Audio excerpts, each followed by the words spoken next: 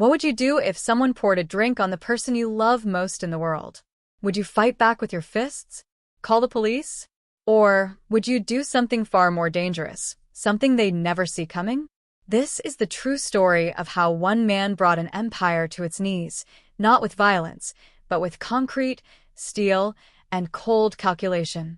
And it all started with a single act of cruelty at a charity gala. The Grandview Hotel ballroom glittered like a jewelry box that night. Crystal chandeliers threw diamonds of light across marble floors. Women in gowns that cost more than cars laughed behind champagne flutes. Men in tuxedos discussed deals worth millions as easily as others might talk about the weather. This was New York's elite at their finest, a charity gala where the wealthy gathered to feel good about themselves while writing tax-deductible checks. Sofia Martinez moved through this world like a ghost. Not invisible, exactly, but not quite seen either.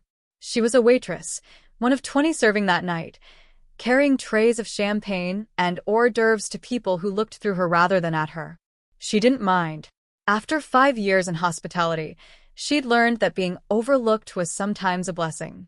It meant you could do your job in peace, collect your paycheck, and go home to the life that actually mattered. She was 32 years old with kind eyes and calloused hands. The kind of woman who remembered regulars' orders and always had a genuine smile ready, even after a 12-hour shift. Tonight, her feet ached in the required black heels, and her face hurt from maintaining that professional pleasantness, but she only had 2 more hours. 2 more hours, and she could drive home to the small apartment in Queens where real life waited. Sofia didn't tell people much about her personal life. She'd learned that lesson early. When you're a waitress, people make assumptions. They see the uniform and think they know your whole story, struggling, uneducated, probably supporting kids on tips. They never imagined that she might go home to someone who loved her fiercely. Someone who saw her not as the help, but as his entire world. She'd met Dante 7 years ago at a construction site cafe, where she'd worked mornings. He'd come in every day at 6 a.m., ordered black coffee and a bagel, and always left a generous tip. But it wasn't the tips that caught her attention, it was the way he treated her like a human being. Asked about her day. Remembered things she'd mentioned weeks before. Looked at her like she mattered. Their first date had been a walk through Central Park. No fancy restaurant. No showing off. Just 2 people talking for hours, discovering they both believed in the same things: loyalty, hard work, the quiet dignity of building something real. When he'd proposed 2 years later, he'd done it at that same cafe, early morning, just the 2 of them and the sunrise. They'd married quietly. Dante had his reasons for keeping their relationship private, and Sofia respected that. His business world was complicated, he'd explained. The less people knew about his personal life, the safer she'd be from the politics and games of his industry. She didn't mind. She'd never needed the spotlight. All she needed was him. Tonight, she'd promised herself she'd stay focused. This gala was good money. The tips at events like this could pay half her month's rent. She moved smoothly between guests, her tray balanced perfectly, her smile professional and warm. That's when she saw him. Ethan Marlowe held court near the bar, surrounded by admirers like a king among courtiers. He was 28, golden-haired, with a kind of effortless arrogance that came from never being told no. The son of Richard Marlowe, founder of the Marlowe Group, one of New York's biggest real estate development companies. Ethan had been born on third base and spent his whole life thinking he'd hit a triple. Sofia had served him twice already that evening. Both times, he'd taken his drink without acknowledgement, as if the glass had simply appeared in his hand by magic. She was furniture to him. Useful, temporary, forgettable. She should have seen it coming. Should have noticed the way his eyes had glazed with too much whiskey. Should have heard the edge in his laughter as he entertained his circle with some story about a business deal. But she was tired, and her guard was down, and she was thinking about home. "Excuse me," she said politely, approaching with a tray of fresh champagne flutes. "Would anyone care for?" Ethan turned, and something in his eyes made her stomach drop. It was the look of someone who'd just had a cruel idea and found it amusing. "You know what?" he said loudly, his voice cutting through the nearby conversations. "I'm tired of champagne.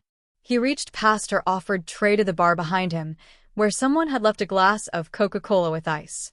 Sophia watched, confused, as he picked it up. She didn't understand. Not yet. I think you need to cool down, Ethan announced to the room, and before Sophia could process what was happening, he tilted the glass and poured the entire contents over her head. The cold hit her like a slap. Ice cubes tumbled down her uniform. Coca-Cola soaked through her hair, ran down her face, dripped onto her white serving shirt, turning it brown and sticky. The champagne flutes on her tray rattled as she struggled to keep her balance, to keep from dropping them, to maintain some shred of dignity as liquid pooled around her feet. The laughter started immediately. Not from everyone, some people gasped, and Sophia would remember later that a few faces showed genuine shock. But Ethan's friends howled with delight. Someone pulled out a phone. Camera flashes popped. The humiliation was being documented, preserved, turned into entertainment. "Oh my God, Ethan," one woman shrieked, delighted. "That's what I call service," another voice called out. Ethan stood there grinning, pleased with himself, already turning back to his friends to accept their congratulations for his wit. He'd already forgotten her. The joke was over for him. He was moving on. But for Sophia, time had stopped. She stood there, dripping, trying to comprehend what had just happened. Her face burned, not from the liquid, but from the shame of being made into a spectacle, into a joke, into nothing more than a prop for someone's cruel entertainment. The ballroom continued around her. Music played. Conversations resumed. Within 30 seconds, most people had returned to their champagne and their deals and their self-important discussions. A few were still laughing, showing each other videos on their phones. But mostly, the moment had passed. For them. A manager appeared at Sophia's elbow, his face tight with professional concern. "Let's get you cleaned up," he murmured, already guiding her toward the service entrance. Not because he cared about her, she could see that in his eyes, but because a dripping, humiliated waitress was bad for the ambience. In the staff bathroom, Sophia stood under harsh fluorescent lights and looked at herself in the mirror. Her mascara had run in black streaks. Her hair hung in sticky clumps. Her uniform was ruined. But worse than any of that was the expression on her own face, the raw hurt of someone who'd just been reminded, in the cruelest way possible, that to some people, she would never be quite human. She had a choice to make. She could report this. File a complaint. The hotel would probably back her up. What Ethan had done was assault, technically. She could make noise. Demand justice. Make him answer for what he'd done. But Sophia knew how that story ended. People like Ethan Marlowe didn't face consequences. They had lawyers and money and connections. They'd paint her as dramatic, opportunistic, looking for a payout. They'd drag her through the mud, while he got a slap on the wrist at worst. And most importantly, it would bring attention. Attention to her life, to the husband she'd promised to keep private. Dante would find out. And if Dante found out, she knew her husband, knew the steel beneath his quiet exterior, knew that he loved her with a fierceness that sometimes frightened her with its intensity. If he knew what Ethan Marlowe had done, he wouldn't let it go. He'd do something. Something that might put him at risk, might bring him trouble, might damage the empire he'd built from nothing. She couldn't let that happen. She had to protect him, even if it meant swallowing her own pain. Sophia cleaned herself up as best she could. She changed into the spare uniform she always kept in her locker. She fixed her makeup and pulled her damp hair into a tight bun. Then she went back out and finished her shift, moving through the ballroom like nothing had happened, serving champagne to people who'd watched her humiliation and already forgotten it. When her shift ended, she drove home in silence. The city lights blurred past her windows. The radio played, but she didn't hear it. She was rehearsing the lie she'd tell Dante, some story about spilling a drink on herself, nothing serious, just a clumsy moment. He'd believe her because he trusted her, because he never imagined that the world could be as cruel to her as she knew it could be. She pulled into their parking spot just after midnight, looked up at the lit window of their fourth-floor apartment, took a deep breath, prepared to pretend. What Sophia didn't know, what she couldn't have known, was that in the kitchen of the Grandview Hotel, a worker named Marco had watched everything. Marco, who'd worked with Sophia for 3 years. Marco, who'd seen her kindness to every dishwasher and busboy. Marco, who knew because Sophia had once mentioned it quietly that her husband worked in construction. Marco had recorded the whole thing on his phone. And Marco had Dante's number because 6 months ago, Dante had personally come to the hotel to pick Sophia up when her car broke down, and he'd shaken every worker's hand and treated them with a respect that men like Ethan Marlowe never would. As Sophia climbed the stairs to her apartment, preparing to protect her husband with a lie, Marco's message was already sent. The video was already uploaded. The evidence was already in Dante Morelli's hands. The night Sophia thought was ending was actually just beginning. And nothing would ever be the same. Dante Morelli was not a man most people had heard of, and that's exactly how he liked it. While names like Marlowe and Trump decorated buildings across Manhattan, Dante's name appeared nowhere. No towers bore his signature. No magazine profiles celebrated his success. He gave no interviews, attended no galas, courted no publicity. Yet anyone who truly understood how New York City worked knew one simple truth. Dante Morelli was the man who made construction possible. He was 51 years old, with silver threading through dark hair and hands that still bore the calluses of his early years in the trade. He dressed simply, well-made clothes, nothing flashy. He drove a 10-year-old truck because it was reliable and he saw no point in proving anything to anyone. When he walked onto a construction site, workers straightened up not out of fear, but out of respect. Here was a man who'd done their job, who understood their world, who'd never asked them to do anything he hadn't done himself. Dante's story was the kind Americans claimed to love, though they rarely believed it still happened. He'd come from nothing. Actually, worse than nothing. He'd come from debt and disappointment, and a father who'd drunk himself to death when Dante was 16. His mother had cleaned office buildings at night to keep their small apartment in the Bronx.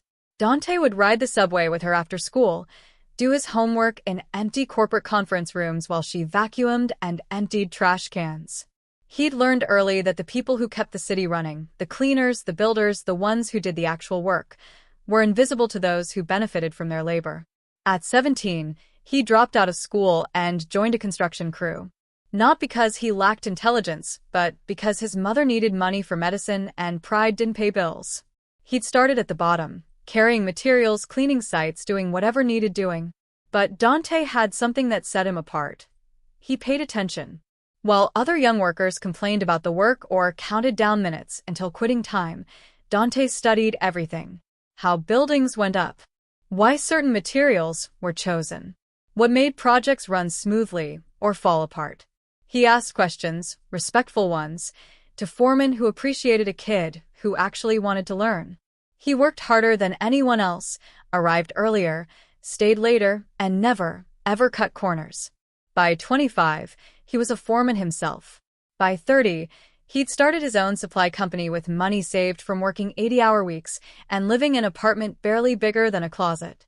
By 35, he'd expanded into logistics, coordinating the complex dance of materials, equipment, and labor that construction required. But Dante's real genius wasn't in supplying concrete or steel. It was in understanding that construction was about relationships and timing. A building project involved hundreds of moving pieces, materials, permits, inspections, unions, suppliers, transport, weather, and city bureaucracy. Miss one connection, and million-dollar projects could stall for weeks. Dante made himself essential by being the man who solved problems before they became crises. His cement arrived exactly when needed, not a day late. His steel shipments never mysteriously disappeared. His trucks never broke down at critical moments. His workers showed up on time and did quality work. In an industry plagued by delays, corruption, and incompetence, Dante Morelli became known as the man who delivered. Always. Over 25 years, he'd built something more valuable than wealth. He'd built trust. Construction foremen knew they could count on him. Project managers knew his word was solid. Even competitors respected him because he played fair. He didn't undercut prices to steal contracts, didn't bribe inspectors, didn't exploit workers. He simply did what he promised every single time. That reliability made him powerful in ways most people couldn't see. Nearly every major construction project in New York touched Dante's network somehow. He didn't own everything, but he was connected to everything. A favor here, a relationship there, a shared history of mutual respect everywhere.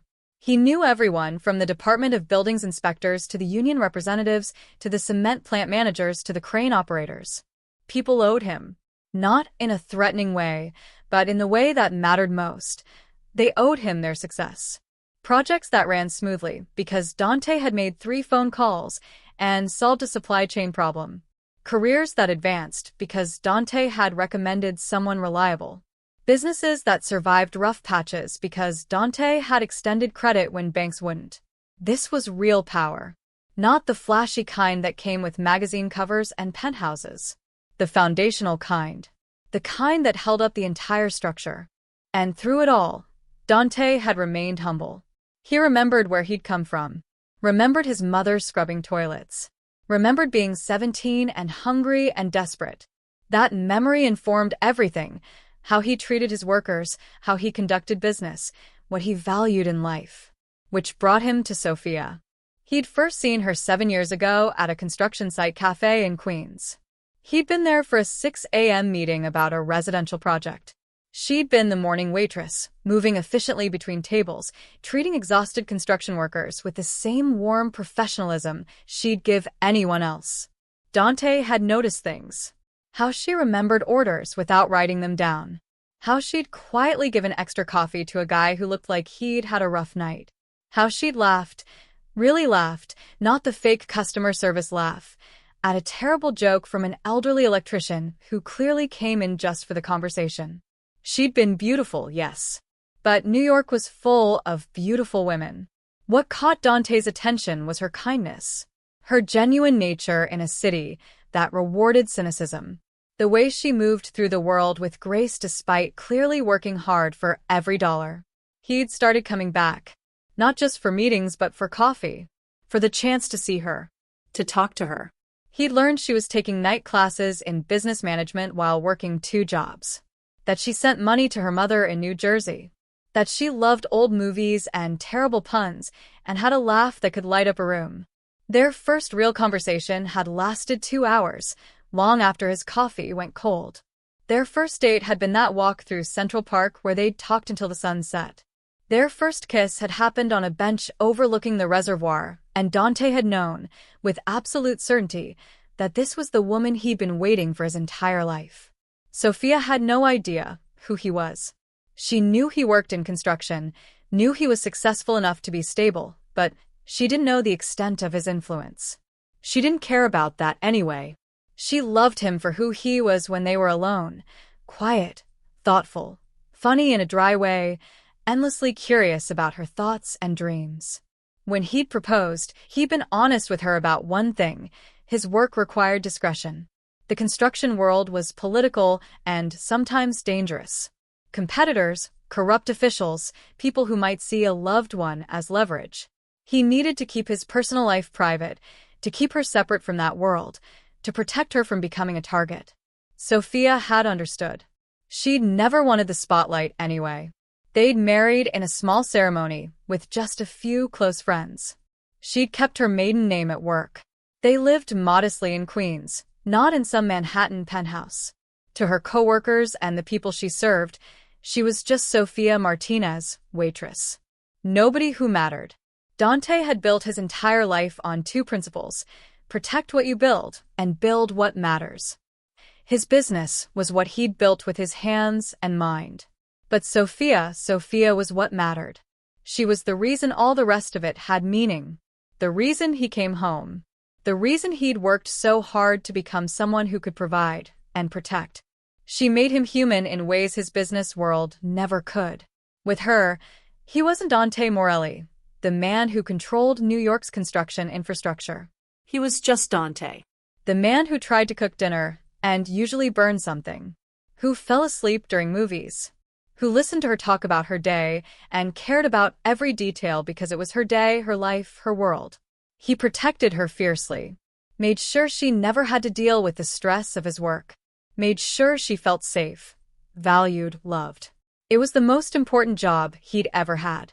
So, on this particular Tuesday night, Dante was home alone, reviewing supply contracts for a hospital project in Brooklyn, when his phone buzzed with a message from an unknown number. He almost didn't check it. His personal phone was for Sophia and a handful of close friends. Business went through other numbers. But something made him look. The message was from Marco Cruz.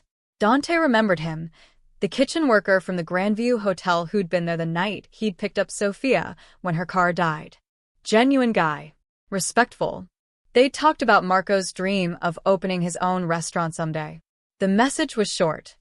Mr. Morelli, I'm sorry to send this, but you need to see what happened to Sophia tonight. Below, it was a video file. Dante's finger hovered over it. A cold feeling spread through his chest, the instinct that tells you something bad is coming, that your world is about to shift. He pressed play. 53 seconds. That's how long the video lasted. 53 seconds of watching his wife, his Sophia, his whole world, being humiliated, being turned into a joke, being treated like she was less than human while people laughed and recorded and did nothing. The glass slipping from her hands. The liquid pouring over her head. The ice cubes falling. Her face, God, her face, trying so hard to maintain dignity while cruelty rained down on her. The laughter in the background. The casual way that golden-haired bastard had turned away, already bored with his own cruelty. Dante watched it once. Then again. Then a third time. His hands didn't shake. His expression didn't change. That's not how rage worked for him. He didn't explode. He went cold. Quiet.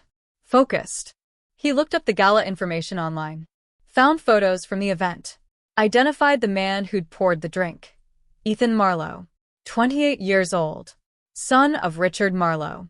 Vice President of Business Development for the Marlowe Group. Dante sat in his small home office, surrounded by the modest life he'd built, and felt something shift inside him. Not into violence, he'd never been that man, but into something perhaps more dangerous. Absolute clarity. Sophia would be home soon. She'd probably try to hide what happened. She'd want to protect him, just like he'd always protected her. That's who she was. But protection worked both ways. And Ethan Marlowe had just made the worst mistake of his privileged, careless life. He'd hurt the one thing in this world that Dante Morelli valued above everything else. The Marlowe Group. Dante pulled up their website, their project list, their financial reports. Started making notes. Started seeing the structure. Started understanding exactly where the vulnerabilities were. He didn't need violence. He didn't need publicity. He didn't need anything dramatic. He just needed to do what he did best. Build. Or in this case, carefully, methodically, systematically unbuild. Dante Morelli had spent 25 years becoming essential to New York's construction infrastructure. Now he was going to teach the Marlowe family exactly what that meant. Dante deleted the video from his phone, but not from his mind. He would never forget those 53 seconds. They were burned into him now, a brand that would never fade. When Sophia came home 20 minutes later, he was sitting at the kitchen table with 2 cups of tea already made. Her favorite chamomile, honey on the side, exactly how she liked it. He looked up and smiled. Not too bright, not forced. Just the regular warmth of a husband glad his wife was home. "Hey, you," she said, and he could hear the exhaustion in her voice. "Long night. Big crowd?" he asked, standing to kiss her cheek. She smelled like hotel soap, and underneath it, faintly, something sweet and sticky. His jaw tightened, but his face showed nothing. Yeah, the usual charity thing. Rich people feeling good about themselves. She took the tea gratefully, sinking into the chair across from him. "How was your evening?" "Boring contract review. Nothing exciting." He watched her carefully. "You seem tired. Rough shift." For just a moment, something flickered across her face. Pain, maybe. Humiliation. But then she smiled and shook her head. "Just long. My feet are killing me." These heels should be illegal. She was protecting him, just like he'd known she would. taking the hit alone rather than burden him with her pain. His chest ached with love for her and rage at the world that had hurt her. They talked for 20 minutes about nothing important. Her plans for tomorrow. A funny thing their neighbor's cat had done. The normal, beautiful mundane of a marriage. Then she kissed him goodnight and went to shower, and Dante sat alone in the kitchen feeling the weight of what came next. He wouldn't tell her what he knew. Wouldn't let her carry the guilt of his actions or fear for his safety. She'd protected him with her silence. Now he'd protect her with his. But the Marlos would pay. Completely. Systematically. Irreversibly. Dante didn't sleep that night. Instead, he sat in his office with his laptop and 3 burner phones, and he began to work. First, information. He needed to understand the Marlowe Group completely, not just their public face, but their foundation. Every project, every contractor, every supplier, every vulnerability. The Marlowe Group was impressive on paper. Founded 30 years ago by Richard Marlowe, a shrewd businessman who'd built his empire during the real estate boom of the 90s. Now they were developing luxury condos, mixed-use buildings, and commercial properties across New York. Their portfolio was worth an estimated $2.4 billion. Richard was the brains. Ethan was being groomed as his successor, the public face, the charmer, the one who networked at galas and closed deals over expensive dinners. There was also a younger son, Thomas, who handled legal affairs. A tight family operation with deep pockets and deeper connections. Currently, the Marlowe Group had 4 major projects in active construction, representing $1.2 billion in combined value. A luxury residential tower in Tribeca. A mixed-use development in Long Island City. A commercial complex in downtown Brooklyn. And a conversion of a historic building in the financial district. Dante pulled up the details on each project. Start dates, completion timelines, contractors, suppliers. He recognized names, companies he'd done business with, workers he knew, supply chains that connected through his network like blood vessels through a body. Then he looked deeper. Financial structures. The Marlowe Group, like most major developers, didn't fund projects entirely with their own capital. They borrowed heavily construction loans from banks, bonds, private investors. It was standard practice, leveraging debt to maximize returns. According to public filings, the Marlowe Group currently carried $340 million in construction debt across various lenders. That debt was secured by the projects themselves and backed by the company's overall financial health, which meant their empire rested on 2 things: completing projects on time and maintaining their stock value. Dante leaned back in his chair and saw it clearly, the architecture of their vulnerability. The Marlowes had built big, borrowed big, and stretched themselves across multiple massive projects simultaneously. They were strong as long as everything went according to plan. But construction never went according to plan. There were always problems, delays, complications. Usually, developers built in buffer time and had relationships to help solve issues quickly. The Marlowes had relationships, but so did Dante. Better ones, older ones, deeper ones. And unlike them, Dante actually understood construction from the ground up. He picked up the first burner phone and made a call. It rang 4 times before a gravelly voice answered. This better be important. It's 4 in the morning. Tommy, it's Dante. A pause. Then the voice warmed slightly. Dante. Jesus, man. What's going on? Tommy Bianchi ran the largest concrete supplier in the tri-state area. He'd been in the business for 40 years, had known Dante since Dante was a kid carrying rebar on job sites. Dante had helped Tommy's son get union certified. Had floated Tommy credit during the 2008 recession when banks had cut him off. Had never, not once, failed to keep his word. I need a favor, Dante said quietly.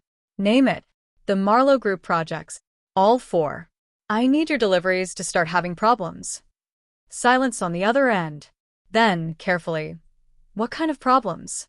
Nothing permanent. Nothing that leaves you exposed. Just delays. Trucks break down. Batch quality issues that need retesting. Scheduling conflicts. The kind of problems that happen sometimes in this business. You understand. Another pause. Tommy was thinking, putting pieces together. This personal? Very. They hurt you. Someone I love. That was all Tommy needed. In their world, loyalty meant everything. How long? Until I tell you to stop. You got it. My trucks won't know how to find Marlowe sites. Terrible navigation systems, apparently.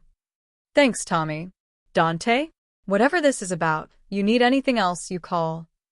The second call was to Maria Gonzalez, who controlled steel delivery logistics through the ports. The third was to Frank Shin, who managed heavy equipment rentals. The fourth was to Anthony DeMarco, whose union crews did the actual concrete work. One by one, Dante reached out to people he'd helped over the years. People who owed him, yes, but more than that, people who trusted him. Who knew that if Dante Morelli asked for something, there was a damn good reason. He didn't explain everything. Didn't need to. Just said it was personal. That he needed Marlowe Group projects to start experiencing the kind of frustrating, costly delays that made construction a nightmare. Nothing criminal. Nothing that couldn't be explained as normal industry problems. Just consistent, compounding, carefully orchestrated bad luck. Every single person agreed, without hesitation. By the time the sun rose Wednesday morning, Dante had made 17 calls. He'd activated a network of relationships built over 25 years. Had set in motion a cascade of small disruptions that would feel, to the Marlowes, like the universe had suddenly turned against them.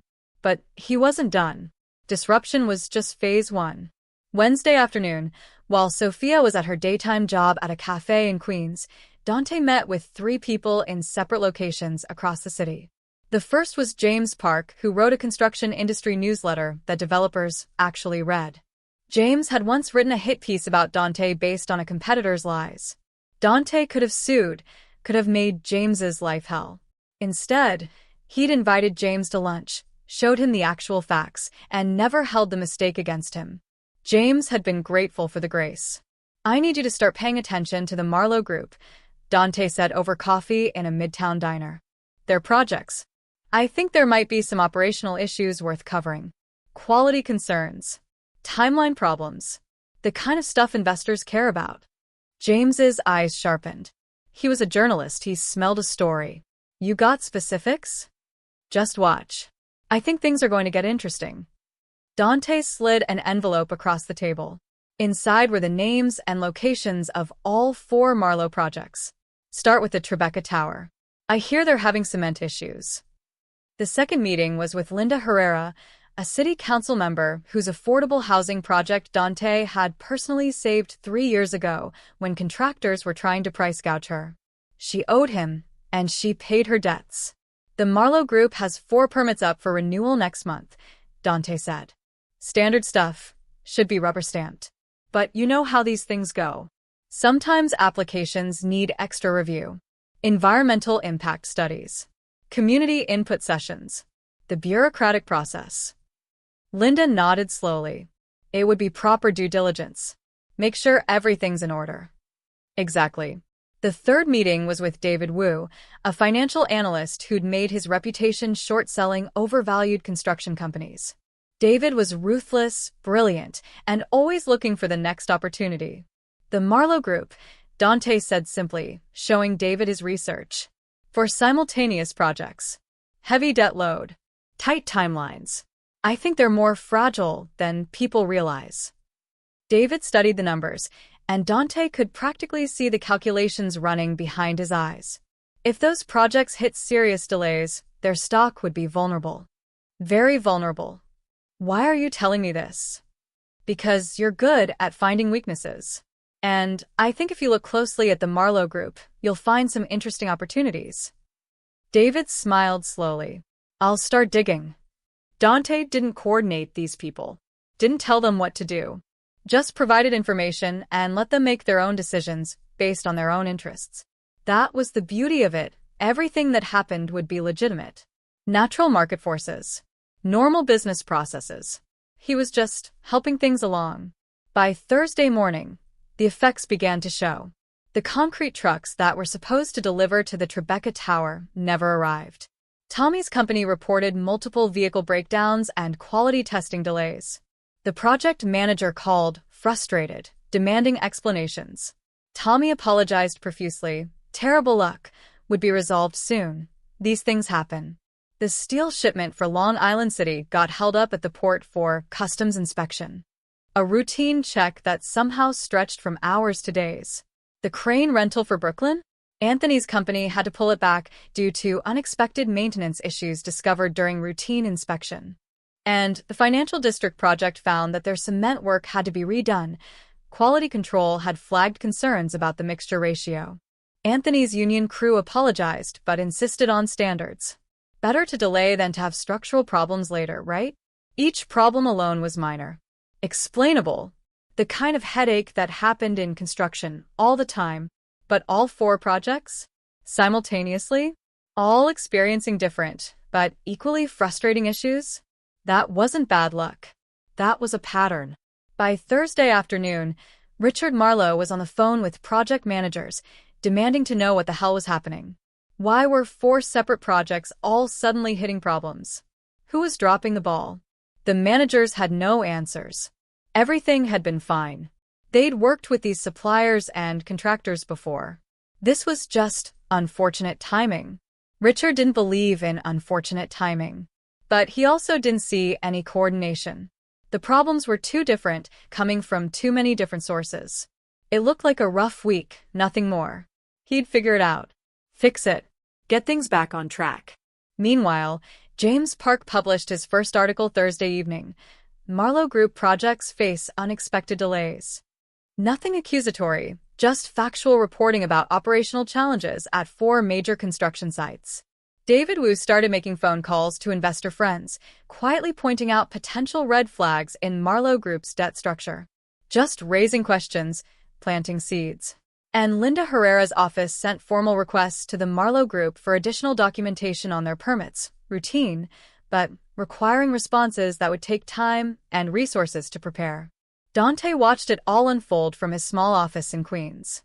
He didn't gloat, didn't celebrate. This wasn't about satisfaction. It was about justice.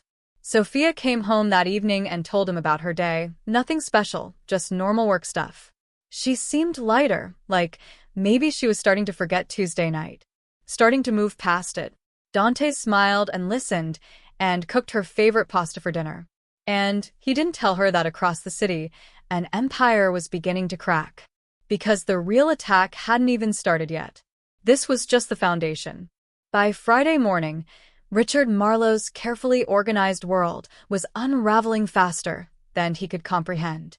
He stood in his corner office on the 42nd floor of a midtown tower, looking out over the city he'd spent 30 years conquering, and felt something he hadn't experienced in decades: genuine fear. On his desk sat 4 separate incident reports from 4 different project managers. Each one detailed a cascading series of problems that shouldn't have been happening. Not like this. Not all at once. The Tribeca Tower was now 5 days behind schedule. Concrete deliveries continued to fail, trucks breaking down, quality tests failing, supply chain disruptions that Tommy Bianchi's company apologized for but couldn't seem to fix. The foundation work had ground to a halt, and every day of delay cost $60,000 in labor, equipment rental, and opportunity cost. Long Island City was worse. The steel shipment had finally cleared customs only to discover that half the order was somehow the wrong specifications. The supplier swore they'd sent exactly what was ordered. The manifest said otherwise. Getting replacement steel would take another week minimum. That project was now 8 days behind, bleeding $75,000 daily. Brooklyn's crane situation had devolved into a nightmare. The replacement crane had mechanical issues during setup. Then the backup crane was delayed because apparently every other major project in New York suddenly needed cranes too. It was like the entire heavy equipment rental market had simultaneously decided Marlowe Group projects were low priority. 10 days behind. 90,000 per day. And the financial district? The concrete work that had been redone failed inspection again. Different issue this time, something about rebar placement during the pour. The union crew insisted they'd followed specifications exactly, but the inspector disagreed. They'd have to tear it out and start over. 12 days behind. 110,000 per day. Richard had been in construction long enough to know that problems happened. Weather delays, material shortages, labor disputes, it was part of the business. You built contingencies into your timeline and budget. You had relationships with suppliers who could help when things got tight. But this was different. This felt coordinated, though he couldn't see how. The problems were too varied, came from too many different sources. Concrete suppliers, steel shippers, equipment rental companies, union crews, city inspectors. How could all of them suddenly become incompetent at the same time? His phone rang. His CFO, Margaret Chen, her voice tight with stress. "Richard, we need to talk about the stock." He pulled up his computer.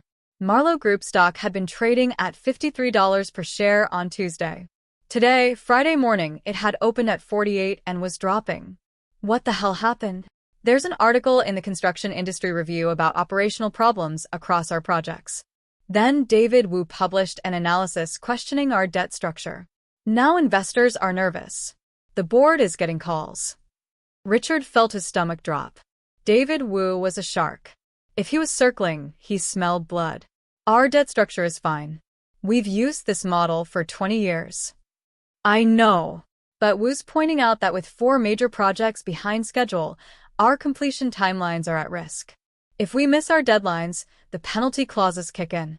If penalties kick in, our profit margins shrink. If margins shrink, our ability to service debt comes into question. That's speculation. Worst-case scenario nonsense. Richard, investors don't care. They're looking at 4 simultaneous project delays and asking whether we've overextended. The stock is reacting. He wanted to throw something. Wanted to scream that this was ridiculous, that the company was solid, that these were temporary problems that would be resolved. But Margaret was right. Investors didn't care about reality. They cared about perception. How bad can it get? If the delays continue and the market loses confidence, we could drop to 40, maybe lower. At that point, banks start getting nervous about their exposure. Richard hung up and immediately called his son. "Ethan, get in here. Now." Ethan arrived 15 minutes later, still looking hungover from whatever he'd done the night before. At 28, his son had the Marlowe good looks, golden hair, strong jaw, easy smile, but Richard was increasingly aware that Ethan lacked something essential. Depth, maybe. Or consequence. The boy had never really struggled, never faced real adversity, and it showed. "What's going on?" Ethan asked, dropping into a chair. "What's going on is that our company is hemorrhaging money because 4 major projects are simultaneously falling apart. I need you focused. Cancel whatever social plans you have and start calling every contact we have. Find out why our suppliers and contractors are suddenly useless." Ethan shrugged. "Dad, these things happen. Construction is messy. We'll fix it." Richard stared at his son, feeling a familiar mix of love and frustration. "Ethan, we're losing almost $500,000 a day in delays. Our stock is down 10%. This isn't these things happen. This is a crisis. You always say we're having a crisis. Then you fix it, and everything's fine. This is different." But Ethan was already checking his phone, half listening. Richard felt exhaustion wash over him. When had his son become so cavalier, so disconnected from the reality of their business? He dismissed Ethan and spent the rest of Friday making calls. To suppliers, demanding explanations. To contractors, demanding action. To city officials, asking why permits were suddenly being delayed. Everyone had reasonable answers. Mechanical failures. Quality control. Standard procedures. Nothing sounded suspicious individually, but collectively, it felt like someone had declared war. And Richard couldn't figure out who the enemy was. By the following Tuesday, 1 week after that charity gala, the situation had deteriorated from crisis to catastrophe. The stock had dropped to $43 per share, 18% down from Tuesday's high. The financial press was now openly speculating about Marlowe Group's stability. Message boards lit up with investors arguing whether to hold or sell. Project delays had cascaded. Without concrete, the Tribeca Tower couldn't proceed to the next phase. Without steel, Long Island City was stuck. Without cranes, Brooklyn was paralyzed. And the Financial District project had now failed inspection 3 times, with the union crew and inspector locked in increasingly hostile disputes about whose fault it was. Richard's CFO delivered worse news. The banks were getting nervous. Marlowe Group's construction debt was secured by the projects themselves and backed by the company's financial strength. But financial strength was measured partly by stock value, and that was cratering. If it dropped much further, banks might declare the loans at risk and demand additional collateral or even early repayment. How is that legal? Richard demanded.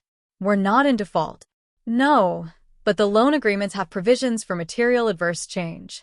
If banks believe our financial condition has significantly deteriorated, they can trigger those clauses. Our financial condition hasn't deteriorated. We're just having some project delays. Delays that cost hundreds of thousands per day and tank our stock price? Richard, from the bank's perspective, that is deterioration. That night, Richard sat in his office long after everyone else had gone home, nursing a whiskey and trying to understand what was happening. 30 years. He'd spent 30 years building this company from nothing. Had survived recessions, regulatory changes, competitive threats. Had built a $2.4 billion empire.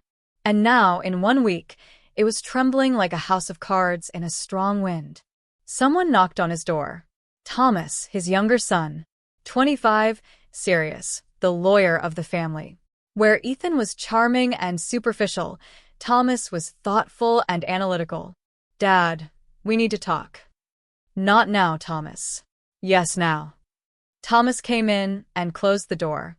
I've been doing some digging about the problems we're having. Richard looked up. And I don't think it's coincidence. The concrete supplier, steel shipper, crane rental company, cement union crew, I looked at all of them. They all have something in common. What? Dante Morelli. The name meant nothing to Richard. Who? He's a construction logistics coordinator. Supplies, relationships, problem solving. He's been in the industry for decades. And from what I can tell, every single company that's causing us problems has done business with him. Has relationships with him. Some going back 20 years. Richard felt his chest tighten. You think he's coordinating this? I think it's possible. But I can't figure out why. We've never done business with him directly. I can't find any connection to our company. No lawsuits, no disputes, nothing. Then why would he target us? Thomas shook his head. I don't know. But Dad, if he's behind this, we're in serious trouble. This guy is connected to everyone. And from what I'm hearing, people in the industry respect him. Trust him. If he's decided to make our lives difficult. Richard's phone buzzed. Margaretchen again. He answered, and her voice was shaking. Richard, the banks just moved. 3 of our lenders are selling our debt. What? They can't do that. We're current on all payments. They can sell the loans to other institutions. It's in the agreements. And they're doing it. $340 million in construction debt, being sold at discount to whoever will buy it. Discount? What kind of discount? 70 cents on the dollar. They're panicking, Richard. They think we're going under, and they want out before we default. Richard felt the room spin. Banks selling at 70 cents meant they believed there was substantial risk they'd never see full repayment. It was a vote of no confidence that would destroy what little market credibility they had left. Who's buying? I don't know yet. Shell companies, all of them. I'm trying to trace the ownership structure. Richard hung up and looked at Thomas. Find out everything you can about Dante Morelli. I need to know who this guy is and what he wants. But even as he said it, Richard felt the foundation crumbling beneath him. His empire, built on concrete and steel and careful planning, was being dismantled by forces he couldn't see. By a man he'd never heard of, for reasons he couldn't comprehend. Somewhere in the city, someone was playing chess while Richard had been playing checkers. And he was losing. Chapter 5. The Walls Close In. Wednesday morning, 5 days after the debt sale, Thomas Marlowe sat in his father's office with a stack of documents and a growing sense of dread. I found him, Thomas said quietly. Dante Morelli. I know who he is now. Richard looked up from his 3rd cup of coffee, eyes bloodshot from another sleepless night. Tell me. He's 51. Started as a construction worker at 17, worked his way up. Now he runs a logistics and supply coordination company. But that's not really what he does.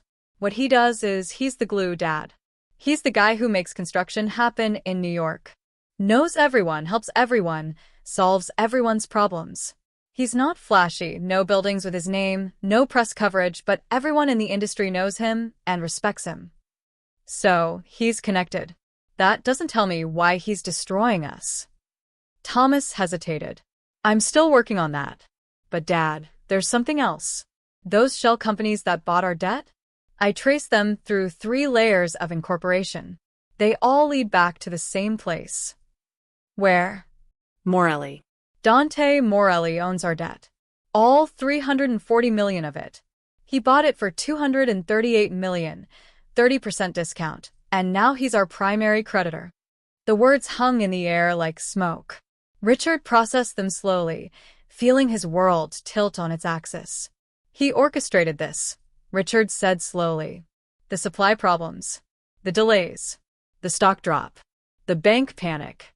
He made them sell our debt, then bought it himself. That's what it looks like. But why? What did we do to him? Thomas shook his head helplessly. I can't find any connection. We've never worked with him, never competed with him, never had any dealings. It's like he came out of nowhere. Richard stood and walked to his window, looking out over Manhattan. 42 stories below, the city moved and breathed. Somewhere down there was a man he'd never met who had just acquired the power to destroy everything Richard had built. The elegance of it was almost admirable. Dante hadn't attacked directly, hadn't sued or sabotaged or done anything obviously illegal. He'd simply used his relationships and industry knowledge to create problems. Used those problems to crater their stock. Used the stock decline to panic banks. Used the panic to buy their debt at a massive discount. Now Dante Morelli held the strings. If Marlowe Group defaulted on any payment, if any project failed, if anything went seriously wrong, Dante could call the debt. Could force liquidation. Could take everything. What does he want? Richard asked the window. I don't know. But Dad, we need to find out. Because right now we're working for him, whether we know it or not. The phone on Richard's desk buzzed. His assistant's voice. Mr. Marlowe, there's a Dante Morelli here to see you. He says you'll want to take this meeting. Richard and Thomas exchanged looks. Then Richard pressed the button. Send him in. The man who walked through the door 2 minutes later wasn't what Richard expected. No expensive suit, no designer watch, no swagger of power. Just a man in his 50s wearing work boots and a simple button-down, with silver-threaded hair and calloused hands. He looked like someone who'd just come from a construction site. But his eyes were what got Richard's attention. Dark, intelligent, and absolutely certain. These were the eyes of someone who knew exactly what he was doing and why. Mr. Marlowe, Dante said, his voice quiet and controlled. Thank you for seeing me. You owe my debt, Richard said flatly. I figured you'd come eventually. What do you want? Money? Partnership? My company. Dante remained standing, making no move to sit. I want justice. Justice? For what? I've never even met you before. No. But your son has met my wife. The words hung in the air. Richard felt his stomach drop as understanding began to dawn. Thomas looked confused, but Richard was already reaching for the connection, grasping at memory. Your wife, Richard said slowly. Sophia Morelli. Though she uses her maiden name, Martinez, at work. She's a waitress. Last Tuesday night, she served drinks at a charity gala. Your son Ethan poured Coca-Cola on her head for entertainment. In front of a room full of people who laughed while she stood there, humiliated, trying to maintain her dignity. The memory clicked. Richard had heard about it. Ethan telling the story at dinner a few nights later, laughing about some prank at the gala. Richard hadn't paid much attention. His son was always doing something foolish at those events. But now the pieces assembled into a picture that made Richard's blood run cold. You did all this, Richard said slowly, because my son was rude to your wife? Your son assaulted my wife, humiliated her, treated her like she was subhuman entertainment. And yes, Mr. Marlowe, I did all this. Because in my world, You protect what matters. And nothing matters more to me than her. Thomas found his voice. You destroyed our company over a prank? Are you insane? Dante turned to him, and something in his gaze made Thomas step back. Your brother humiliated a woman who works 2 jobs to help support her mother, who treats everyone with kindness, who never did anything except try to serve drinks and go home. He did that because he could, because people like her are invisible to people like him. And yes, I dismantled your company because of it. Because power without accountability is tyranny. And I don't tolerate tyranny. Richard's mind was racing, looking for options, looking for leverage, looking for any way out of the trap. You can't sue us. If you take this public, you'll... I don't need to sue you, Dante interrupted. I own your debt. I control your supply chains.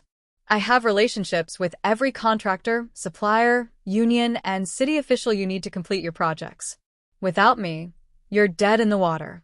And with me, you exist only as long as I allow it. What do you want? Richard asked, forcing his voice to stay level. Dante pulled out his phone and showed them a video. 53 seconds of Ethan pouring Coca-Cola over Sophia's head while people laughed. The humiliation on her face. The casual cruelty. I want 3 things, Dante said, his voice harder now. First, a public apology. Your son, on camera, apologizing to Sophia and to every service worker he's ever looked down on. It will be televised. It will be sincere. And it will be humiliating for him, just like he humiliated her. Richard's jaw tightened. What else? Second, $2 million donated to a hospitality workers' charity. In Sophia's name. So that the people your son treats as invisible get something real from this. And third, I'm keeping the debt. And I'm taking a $78 million stake in your Brooklyn and financial district properties. Not as punishment, as insurance. Insurance that your family never forgets what happens when you hurt people who can't fight back. Thomas exploded. You're blackmailing us. We'll sue you for extortion. You'll do nothing, Dante said calmly. Because if you sue me, I'll have to explain in court how I acquired your debt. Which means explaining the financial irregularities in your project funding. The off-book accounts Thomas set up in the Caymans. The contractor kickbacks that Ethan authorized. The tax structures that only work if nobody looks too closely. Richard felt the floor drop out from under him. How do you? I know construction, Mr. Marlowe. I know how deals actually work versus how they're reported. I know where the bodies are buried because I've been in this business since before you started your company. And if we go to court, I'll bury you with your own paperwork. The room was silent. Richard understood now, fully, completely, terrifyingly. This wasn't about money or business. This was about something far more dangerous, principle. Dante Morelli had decided that Richard's family needed to be taught a lesson, and he'd used every tool at his disposal to make it happen. And there was no way out. The legal threats were empty. Thomas's creative accounting and Ethan's questionable contractor relationships would collapse under serious scrutiny. The financial leverage was absolute. Dante controlled their debt and their supply chains. The market reality was brutal. Their stock was still falling, now down to $38 per share. They were caught. Completely. The trap had closed around them while they weren't even aware they were being hunted. You destroyed a billion-dollar company, Richard said quietly. Over 53 seconds. No, Dante corrected. I held a billion-dollar company accountable for treating human beings as less than human. There's a difference. Your company still exists. Your projects can still be completed. Your wealth is still intact. But now you understand something you should have learned long ago. Everyone matters. The waitress matters. The construction worker matters. The people you don't see matter just as much as the people you do. He moved toward the door, then paused. Oh, and one more thing. Ethan is done in public life. No more charity galas. No more business development. No more representing your company. He can work in the back office where he can't hurt anyone, or he can leave entirely. But I never want to see his face at an event where Sophia might be working. Are we clear? Richard wanted to refuse. Wanted to fight. Wanted to rage against the injustice of it all. But he was a businessman, and he knew when he'd lost. "We're clear," he said, the words tasting like ash. Dante nodded once and walked out, leaving Richard and Thomas standing in the wreckage of their empire, understanding too late that they'd never been fighting with equals. They'd been fighting with the foundation itself. And the foundation always wins. Ethan Marlowe learned his life was over on a Thursday afternoon, sitting in his father's office while his brother stood by the window looking like someone had died. "What's going on?" Ethan asked, feeling the first stirrings of unease. His father had summoned him urgently, and Richard's face looked 10 years older than it had a week ago. "Sit down," Richard said heavily. Ethan sat, trying for his usual easy charm. "Dad, if this is about the Tribeca project, I already talked to—" "Shut up, Ethan." Richard's voice was flat, empty of emotion, and that scared Ethan more than yelling would have. "For once in your life, just shut up and listen." Ethan's mouth closed. He'd never heard his father sound like that. Richard pulled up a video on his computer and turned the screen toward Ethan. "Watch this." 53 seconds later, Ethan felt his stomach drop. It was him at the charity gala, pouring Coca-Cola over that waitress. The one who'd been in his way, who'd annoyed him somehow. He'd been drunk, and it had seemed funny at the time. His friends had laughed. It had been nothing, just a stupid prank. Except watching it now, sober and through his father's eyes, it looked different. It looked cruel. It looked like assault. The woman's face as the liquid poured over her. God, she'd looked devastated. "Dad, I was drunk. It was just what? Just entertainment? Just a joke." Richard's voice cracked with fury. "That woman is married to Dante Morelli." The name meant nothing to Ethan. "Who?" "The man who owns our company now." The words didn't make sense. Ethan looked at Thomas, who nodded grimly. "In the last 8 days," Thomas said quietly, "Dante Morelli has systematically destroyed our business. He disrupted our supply chains, tanked our stock, panicked our lenders, and bought our debt for pennies on the dollar. All because of what you did to his wife. And now he owns us, Ethan. He owns the company Dad spent 30 years building. Because you couldn't keep your hands to yourself for one fucking evening." Ethan felt the room spinning. "That's insane. Over a prank? He can't." "He did," Richard said. "And now we have to pay. We have to give him what he wants, or he'll bury us completely. You understand? Every dollar we have, every property we own, every project we're building, all of it exists now only because he allows it to exist." "What does he want?" Ethan's voice came out small, childlike. Richard handed him a document. Ethan read it 3 times, feeling his life disintegrating with each word. A televised public apology. $2 million to charity. $78 million in property stakes. And Ethan himself, banned from public representation of the company. Exiled from the public life he'd spent his entire adult life building. "No," Ethan said. "I'm not doing that. I'm not going on TV and humiliating myself over some waitress who—" Richard moved faster than Ethan had ever seen. His father's hand slammed down on the desk with a crack that made both sons jump. "Some waitress." Richard's face was purple with rage. "Some waitress whose husband just took our empire hostage? Some waitress who worked 2 jobs while you partied with Daddy's money? You entitled, spoiled, thoughtless child. You have destroyed everything. Everything I built. Everything Thomas and I worked for. Because you thought it would be funny to humiliate someone who couldn't fight back." Ethan had never seen his father like this. Never seen him lose control. It was terrifying.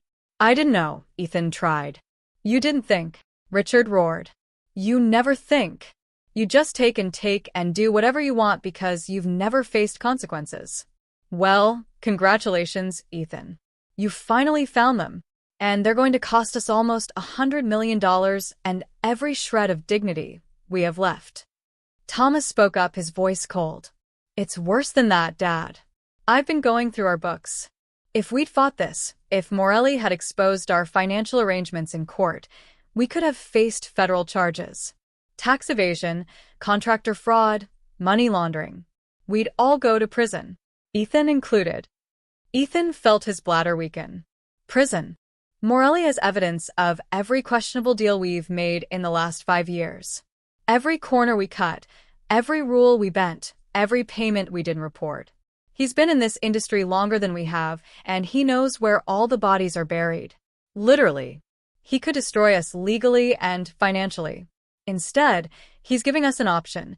Humiliate yourself publicly, pay up, and get out of the spotlight. Or he takes everything, and we all end up in federal court. He's bluffing, Ethan said desperately. He has to be. Richard laughed, a harsh, broken sound. I met him, Ethan. Looked him in the eye. He's not bluffing. He's not even particularly angry. This is just justice to him. Cause and effect. You hurt his wife, so he hurt us. Simple as that. And he has the power to make it stick. Ethan stood up, pacing now, his mind racing through options. We can hire lawyers. We can fight this. We can. We can't fight someone who controls the infrastructure we need to survive, Thomas said. That's what you don't understand. Morelli doesn't just own our debt. He controls access to suppliers, contractors, unions, city permits, everything we need to complete our projects. Without him, we're done. And he knows it. He built that power over 25 years of being reliable, trustworthy, and fair to everyone he worked with. People in this city would do anything for Dante Morelli. And now they're all watching to see what he does to us. So what? Ethan demanded. We just roll over? Let him humiliate me on television. Yes, Richard said flatly. That's exactly what we do. Because the alternative is losing everything. The company, the properties, our freedom, our future. All of it. You did this, Ethan. You poured a drink on a woman to get a laugh, and now it's going to cost us everything we have. So, yes, you're going to apologize. You're going to mean it. And then you're going to disappear from public view for the rest of your life. Because that's the only way we survive this. Ethan sank back into his chair, the full weight of it crushing him. His entire life, he'd been golden. The charming son. The heir apparent. The one who could smile his way out of anything. He'd never really failed at anything because his family's money and name had always smoothed the way. But money couldn't fix this. The name couldn't save him. Charm was worthless against someone who'd already decided you were guilty. When? Ethan asked quietly. The press conference is scheduled for tomorrow at 2 p.m. We'll have it at the company headquarters.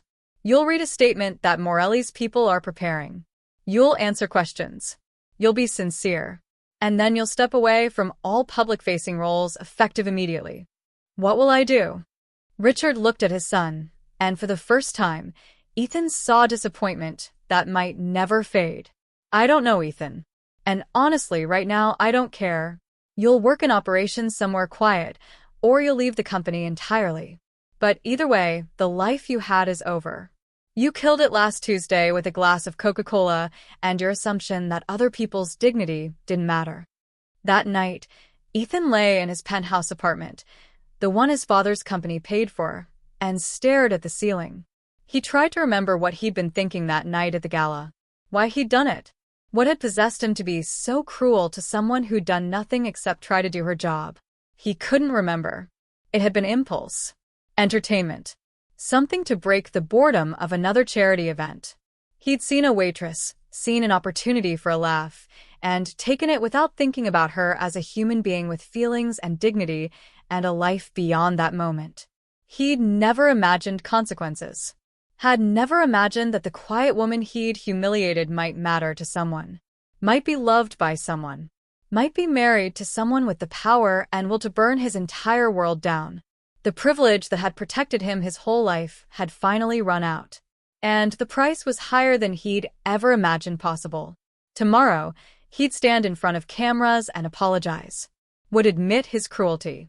Would accept his humiliation as payment for hers. And then he'd disappear into whatever smaller life awaited him. A life where he was no longer golden, no longer special, no longer protected from the consequences of his actions. He'd spent 28 years learning that actions didn't have consequences. In 8 days, Dante Morelli had taught him they did. And the lesson had cost him everything. The press conference room at Marlowe Group headquarters was packed with reporters, cameras, and the kind of electric tension that comes when powerful people are about to fall. Sofia Martinez watched it on her phone during her lunch break at the cafe, having no idea why this corporate event was trending on social media. She'd seen the headlines, something about a major apology from a real estate company, but hadn't connected it to her own life. Why would she? The last week and a half had been quiet. Normal. Dante had been attentive and loving as always. Work had been fine. She'd almost forgotten about that terrible night at the gala, had pushed it down into the place where painful memories go when you can't afford to dwell on them. Now she watched as three men walked to a podium bearing the Marlowe Group logo. She recognized one immediately. Golden hair, handsome face. The man who'd poured Coca-Cola on her head while his friends laughed. Her stomach dropped. What was happening? At Marlowe Group headquarters, Ethan stood at the podium with his father and brother flanking him like guards. The cameras felt like weapons pointed at his face. Every reporter in New York seemed to be here, sensing blood. Richard had made it clear. Read the statement exactly as written. Show genuine remorse. Answer questions honestly. This was the price of survival. Ethan cleared his throat, his hands shaking slightly as he held the prepared statement. His voice cracked as he began to read. 10 days ago, at a charity gala, I committed an act of cruelty that has rightfully brought consequences upon me and my family. I poured a drink over a waitress named Sofia Martinez. I did this to entertain myself and my friends. I treated her as if she were less than human, as if her dignity didn't matter, as if the fact that she was working to earn a living somehow made her an acceptable target for my amusement. In the cafe in Queens, Sofia felt tears streaming down her face. Customers around her were watching the same broadcast. Someone handed her a napkin. Someone else squeezed her shoulder. Ethan continued, and despite everything, his emotions seemed genuine. I was raised with privilege, given every advantage, and I used those advantages to hurt someone who'd done nothing except try to do her job. I've spent the last week learning what accountability means. Learning that actions have consequences. Learning that every person, regardless of their job, their income, their position in society, deserves basic respect and dignity. He looked directly into the camera, and for the first time in his life, Ethan Marlowe meant every word he said. Mrs. Martinez, I am deeply, truly sorry. You didn't deserve what I did to you. No one does. I was wrong. I was cruel. And I will spend the rest of my life trying to be better than the person I was that night. A reporter immediately shouted a question. Mr. Marlowe, why are you apologizing now? What changed? Ethan glanced at his father, who nodded slightly. Time for truth. I was held accountable, Ethan said simply. Mrs. Martinez's husband made it clear that cruelty would have consequences. That power without responsibility is tyranny. And that in his world, the world of people who actually build and create things, dignity matters more than status. Are you referring to Dante Morelli? Another reporter called out. The man who now owns your company's debt? Richard stepped forward, taking the microphone. Yes. Dante Morelli.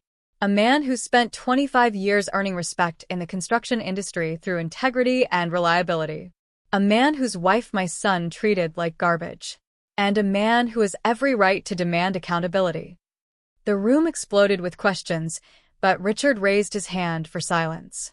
Let me be very clear about something. What Dante Morelli did wasn't revenge. It was justice. My son committed assault, yes, assault, against Mrs. Martinez. If she had pressed charges, Ethan could have faced criminal penalties. Instead, her husband chose a different path. He chose to teach us a lesson about power and consequence using the tools of business. But he destroyed your company's value. A reporter protested. No, Richard said firmly. He showed us that our value was built on a foundation we didn't control. That we'd become arrogant. That we'd forgotten that every building we construct, every project we complete, depends on hundreds of workers and suppliers and contractors who deserve respect. Dante Morelli reminded us of that. Forcefully, but not unfairly. Thomas stepped up. As of today, Ethan Marlowe is stepping down from all public-facing roles in the Marlowe Group. He will no longer represent this company at events, negotiations, or public functions. Additionally, we are donating $2 million to the Hospitality Workers Assistance Fund, established in Sofia Martinez's name, to support service workers facing hardship or abuse. A reporter near the front raised her hand. Mr. Richard Marlowe, you're defending the man who just cost you millions. Why? Richard was quiet for a moment. When he spoke, his voice was heavy with something that might have been wisdom or might have been exhaustion. Because he was right. My son hurt someone who couldn't fight back, who was just trying to work and go home. 6:23 p.m. To her family. And if that doesn't deserve consequences, then we're saying power means you can hurt anyone without cost. I built my company on calculated risks and smart decisions. But I also built it while forgetting that the people who make construction possible, the workers, the suppliers, the ones who show up every day and do the hard work, those people matter. Dante Morelli reminded me of that. And yes, it cost us millions. But maybe that's exactly what it should cost to learn that lesson. The press conference lasted another 20 minutes. Reporters asked about the financial implications, the legal ramifications, the future of the Marlowe Group. Richard and Thomas answered everything honestly. Yes, they'd transferred $78 million in property stakes. Yes, Dante Morelli now held significant leverage over their company. Yes, their stock had collapsed and was only now beginning to stabilize.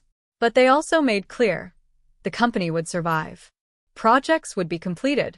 Business would continue. The Marlowes had learned their lesson, and they would move forward with new understanding. When it ended, the video went viral within hours. Not just on construction industry websites or financial news, everywhere. Social media exploded with reactions. Rich kid finally faces consequences. This is what accountability looks like. Dante Morelli is a legend. That waitress's husband just took down $1 billion company. Think pieces appeared in major publications. The power of the invisible workers. When the foundation fights back. Dante Morelli and the new economics of accountability. The story had everything: wealth, power, cruelty, revenge, justice. It became a cultural moment, a story people told about how power should work even if it rarely does. In Queens, Sophia sat in her apartment that evening, still processing. Coworkers had called. Friends had texted. The cafe owner had given her the rest of the day off. Everyone wanted to know if she was okay, if she'd known this was coming, if her husband had told her. She'd said no to all of it, because she genuinely hadn't known. Dante had never mentioned the gala, never asked about that night, never gave any indication he knew what had happened. When he came home at 7 p.m., she was waiting in the kitchen. The television was on, showing yet another news segment about the press conference. Analysts were debating the ethics of Morelli's actions, the future of the Marlowe Group, the implications for corporate accountability. Dante saw her face and stopped in the doorway. "You knew," Sophia said quietly. "You knew what he did to me." "Yes." How? "Marco sent me a video. The night it happened." Sophia's eyes filled with tears. "I didn't tell you because I didn't want you to worry. Didn't want you to do something that might get you in trouble. I was trying to protect you." Dante crossed the room and pulled her into his arms. "And I was protecting you." That's what we do, Sophia. "We protect each other." "But you," she pulled back to look at him. "You destroyed their company." That man apologized on television. They paid $2 million. You took property stakes. All because of what he did to me. Yes. Dante, that's crazy. It was just one night. One stupid, cruel moment. It wasn't worth all this. He cupped her face in his calloused hands, looking at her with an intensity that took her breath away. You were worth it. Your dignity was worth it. The message that people can't treat service workers like garbage, that was worth it. And besides, he said, a slight smile touching his lips, I didn't destroy their company. I just taught them who really controls construction in this city. But everyone knows now. About us. About what happened. I'm all over the news. I know. I'm sorry about that. I tried to keep your name out of it as much as possible, but the story was too big. Is it too much? Do you want me to make it stop? Sophia thought about it. Thought about the messages she'd received from other servers, other workers, other people who spent their lives being invisible to the powerful. Messages saying thank you. Saying finally someone stood up for us. Saying you matter. No, she said slowly. I don't want you to make it stop. Because maybe it's important that people know that we're not just furniture. That we're human beings with families who love us and would go to war for us if necessary. I would always go to war for you, Dante said simply. You're my wife. You're the reason I do any of this. The business, the money, the power, none of it matters except that it lets me build a life with you. And if someone threatens you, then yes, I'll use every tool I have to make sure they understand their mistake. She kissed him then, tasting salt from her own tears, feeling the solid strength of him, the man who'd literally moved mountains for her without her even knowing. I love you, she whispered. But you're completely insane. I know, he said, smiling. But I'm your insane husband. And that's not going to change. That night, they had dinner together, simple pasta, nothing fancy, and talked about normal things. Her shift tomorrow. His meeting about a new housing project. The neighbor's cat that kept trying to sneak into their apartment. The everyday beautiful mundane of a marriage that had just survived a war neither of them had fully understood. The news continued to cover the story for days. Financial analysts debated whether Dante's actions were ethical or extortionate. Legal experts argued about the boundaries between justice and revenge. Business schools started using the case as a teaching example of supply chain leverage and stakeholder power. But in the construction industry, the message was clear and unambiguous. Dante Morelli had drawn a line. Disrespect the workers, disrespect the foundation, and face consequences. Not violence. Not lawsuits. Just the simple, devastating reality that everything you build depends on people you might not notice, and those people have allies who do. Within 2 weeks, the Marlowe Group stock began to recover. Dante had kept his word. Once the public apology was made and terms were met, he restored supply chains. Concrete started flowing again. Steel arrived on schedule. Permits moved through the system. Projects resumed. But everyone understood the new dynamic. The Marlows existed now because Dante allowed it. The debt he held was insurance, a permanent reminder that power comes with responsibility. 6:23 p.m. To her family. And if that doesn't deserve consequences, then we're saying power means you can hurt anyone without cost. I built my company on calculated risks and smart decisions. But I also built it while forgetting that the people who make construction possible, the workers, the suppliers, the ones who show up every day and do the hard work, those people matter. Dante Morelli reminded me of that. And yes, it cost us millions. But maybe that's exactly what it should cost to learn that lesson. The press conference lasted another 20 minutes. Reporters asked about the financial implications, the legal ramifications, the future of the Marlowe Group. Richard and Thomas answered everything honestly. Yes, they'd transferred $78 million in property stakes. Yes, Dante Morelli now held significant leverage over their company. Yes, their stock had collapsed and was only now beginning to stabilize. But they also made clear the company would survive. Projects would be completed. Business would continue. The Marlows had learned their lesson, and they would move forward with new understanding. When it ended, the video went viral within hours. Not just on construction industry websites or financial news, everywhere. Social media exploded with reactions. Rich kid finally faces consequences. This is what accountability looks like. Dante Morelli is a legend.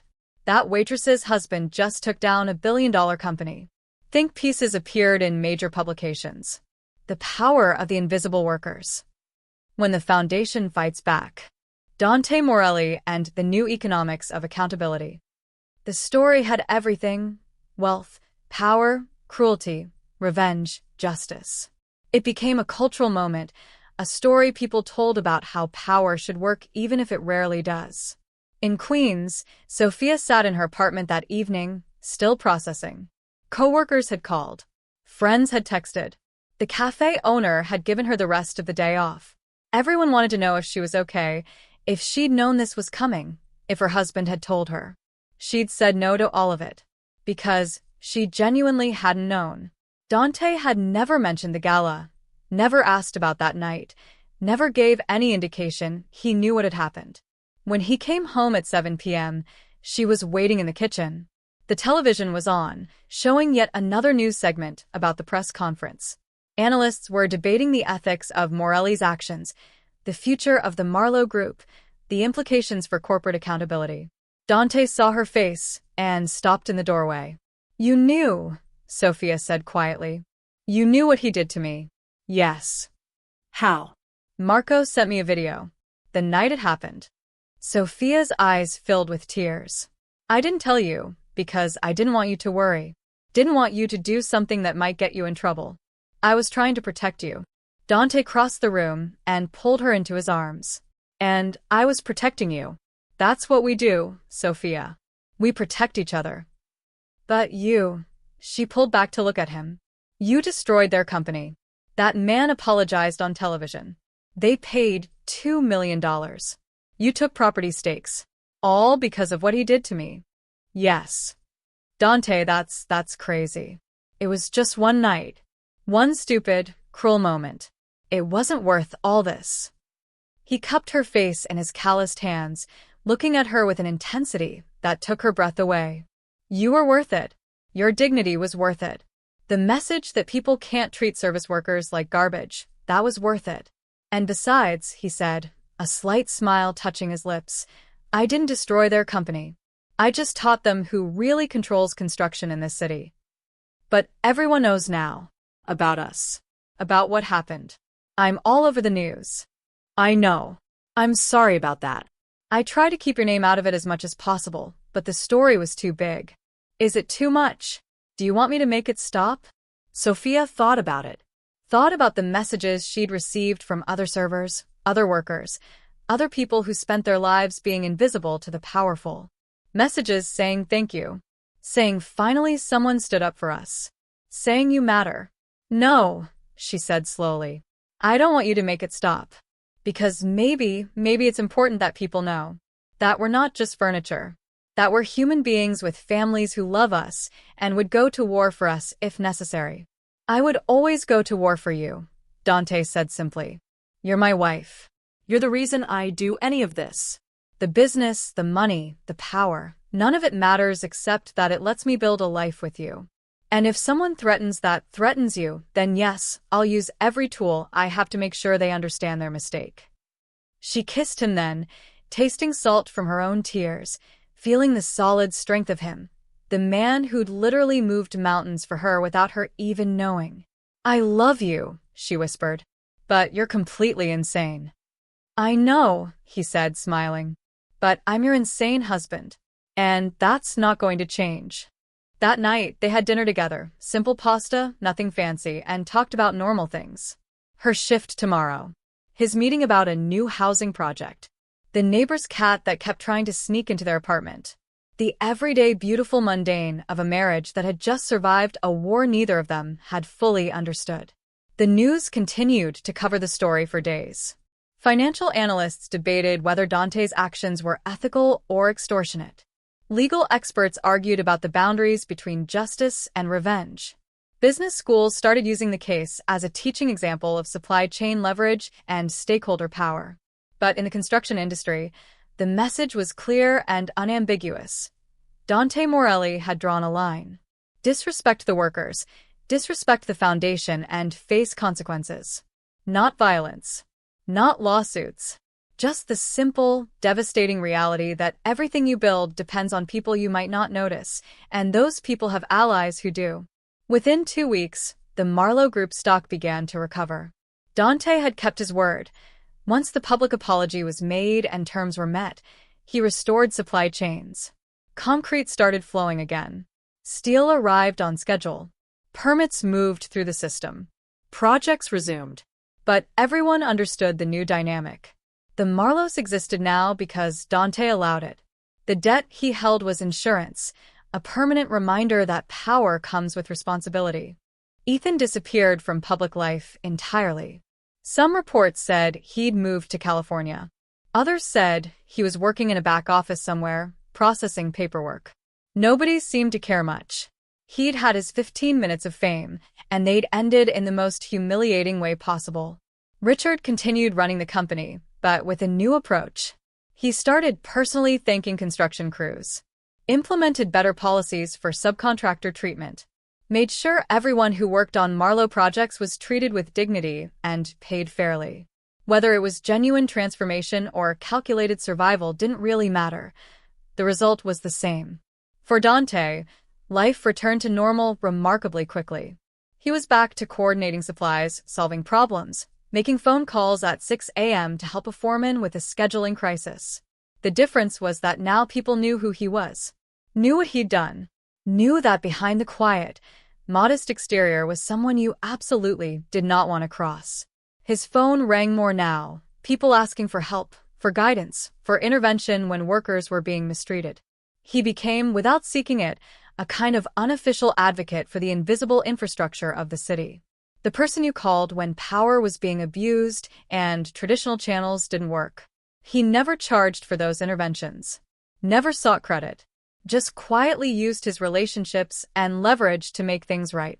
Because that's who he'd always been, even before anyone was watching. 3 months later, on a quiet Sunday morning, Dante and Sophia took that walk through Central Park they'd taken on their first date. The leaves were changing, autumn painting the city in gold and red. They held hands and talked about nothing important, two people who'd survived a storm and come out stronger. "Do you regret it?" Sophia asked. "The way you handled everything? The public attention? The risks you took?" Dante thought about it. No. "The only thing I regret is that you had to go through the humiliation in the first place. But holding them accountable? Making sure it mattered? No, I don't regret that at all." "You scared me a little," she admitted, "seeing how far you were willing to go. The power you have. Does it still scare you?" She looked at him. This man who'd started with nothing, built an empire on integrity, and wielded immense power with surgical precision. Who came home every night and helped with dishes. Who made terrible dad jokes. Who loved her so completely that he'd moved heaven and earth to protect her dignity. "No," she said. "It doesn't scare me anymore. Because I know you'd only use that power for the right reasons. To protect people. To hold the powerful accountable. To make sure everyone matters." "Everyone does matter," Dante said simply. "That's the whole point. The construction worker matters. The waitress matters. The people who build and serve and clean and create, they're the ones who make everything else possible. And anyone who forgets that needs to be reminded." They walked in comfortable silence for a while, just two people in a city of millions, nobody special, nobody powerful. Just Dante and Sophia, the construction coordinator and the waitress, living their modest life in Queens. Except now everyone knew, modest didn't mean powerless. Invisible didn't mean unimportant. And the foundation, the real foundation that held up society, was made of people like them. People who mattered. People who would be respected. Or people who would remind you, in the most devastating way possible, that you can't build anything without them. He laughed, genuinely laughed, and the sound filled their small kitchen with warmth. "I'll try to keep future romantic gestures less dramatic." "Please do. My heart can't take another one like that." They ate dinner together at the small table by the window overlooking Queens. Below them, the city hummed with life. Millions of people living their stories, building their dreams, working jobs that others might not notice, but that made everything else possible. Dante thought about his journey. From a 17-year-old kid carrying rebar to the man who controlled New York's construction infrastructure. From nothing to everything. Not through luck or inheritance, but through decades of showing up, keeping promises, treating people right. He'd built an empire that nobody saw. Power that didn't announce itself. Influence that worked through whispers and handshakes and favors remembered. And he'd used that power exactly once for something personal, to protect his wife's dignity and teach a lesson about accountability. It had cost the Marlows almost $100 million and their eldest son's public life. It had made Dante briefly famous, a folk hero to some, a cautionary tale to others. But most importantly, it had sent a message that still echoed through the industry. Everyone matters. Everyone deserves respect. And the people you don't see might have allies who see everything. What are you thinking about? Sophia asked, watching him over the rim of her wine glass. Just how lucky I am, he said honestly. To have found you. To have built something that matters. To know that the work I do makes a difference. You make more than a difference, Dante. You hold the city up. Literally. Without you, half these buildings wouldn't exist. Without workers, suppliers, contractors, and people willing to do hard work for honest pay, these buildings wouldn't exist. I just help connect the pieces. You do more than that, and you know it. He smiled. Maybe. But let's keep that between us.